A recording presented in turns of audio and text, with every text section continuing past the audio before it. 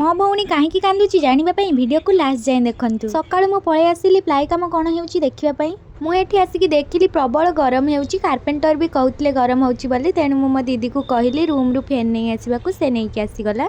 सेठू आसिला परे मु माँ आउ मो सान भौणी आमे बाहरिलु स्मार्ट बजार। स्मार्ट बजार आम रूम टू बहुत पाखरे, तेणु आमे जल्दी आसी पहुंची गलु। 4टा बेले करियर वाला रो कॉल आसिला कि गोटिए पार्सल आसीची। पार्सल कथा सुनी मो भौणी खुशी रे पळे आसिला, किंतु से जानि नथिला एते बड़ पार्सल नहीं के आसीबा को पड़िबो बोली।